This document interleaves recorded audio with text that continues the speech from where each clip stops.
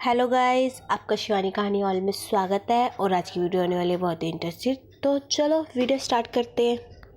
नन्ही परी और छोटी रानी। विक्रमगढ़ नामक एक राज्य था जिसमें एक राजा राज्य करता था। विक्रमगढ़ के राजा की दो रानियां थीं। बड़ी रानी कम सुंदर थी और छोटी रानी अत्यधिक सुंदर थी, जिसके कारण राजा छोटी रानी को अत्यधिक प्रेम करते थे। एक दिन छोटी रानी के कहने पर राजा बड़ी रानी पर बहुत नाराज हुआ, तो बड़ी रानी रोती हुई महल से जंगल की ओर चली गई।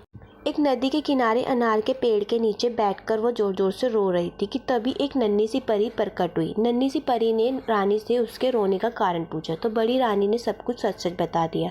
तब नन्ही सी परी बोली, ठीक है, मैं जैसा कहती हूँ वैसा ही करो, न ज़्यादा न कम। पहले इस नदी में 3 डुबकी लगाओ और फिर इस अनार के पेड़ से एक अनार तोड़ो। और ऐसा कहकर परी गायब हो गई। बड़ी रानी ने वैसा ही किया जैसे कि परी ने कहा था। जब रानी ने पहली डुबकी लगाई तो उसके शरीर का रंग और साफ हो गया, शुद्ध और निखर गया। दूसरी डुबकी लगाने पर शरीर पर सुंदर कपड़े और जेवर आ गए। तीसरी डुबकी लगाने पर रानी के सुंदर लंबे काले घने बाल आ गए। इस तरह रानी बहुत सुंदर होने लगी। और नदी से बाहर निकलकर रानी ने परी के कहे अनुसार अनार के पेड़ के अनार तोड़े। उस अनार के सारे बीज सैनिक बनकर फूट गए और रानी के लिए एक तैयार पालकी में उसे बिठाकर राज्य में वापस आ गए। राजमहल के बाहर शोर सुनकर राजा ने अपने मंत्री से पता करने को कहा कि क्या बात है। मंत्री ने आकर खबर दी कि बड़ी रानी का जुलूस निकला है। राजा ने बड़ी रानी को महल में बुलाकर सारी कहानी सुनी और पछताते हुए इस बार छोटी रानी को राज्य से बाहर निकाल जाने का आदेश दिया। छोटी रानी ने पहले ही परी की सारी कहानी सुन ली थी। वो भी राज्य से बाहर जाकर अनार के पेड़ के नीचे जाकर रोने लगी थी। पिछली बार जैसे ही इस बार भी परी प्रकट हुई। परी ने छोटी रानी से उसके रोने का कारण पूछा। छोटी रानी ने झूठ मूठ बड़ी रानी के ऊपर दोष लगाया और कहा कि उसे बड़ी रानी महल से बाहर निकाल दिया है। तब नन्ही परी बोली, ठीक है, मैं जैसा कहती हूँ वैसा ही करो, न ज़्यादा न कम। पहले इस नदी में 3 डुबकी लगाओ और फिर इस अनार के पेड़ से एक अनार तोड़ो। और ऐसा कहकर परी गायब हो गई।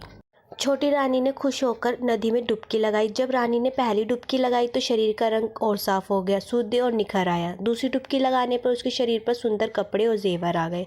तीसरी डुबकी लगाने पर रानी के सुंदर काले लंबे बाल आ गए। इस तरह रानी बहुत सुंदर लगने लगी। जब छोटी रानी ने देखा तो उसे लगा कि अगर वो 3 डुबकी लगाने पर इतनी सुंदर बन सकती है तो और डुबकियाँ लगाने पर कितनी सुंदर लगेगी।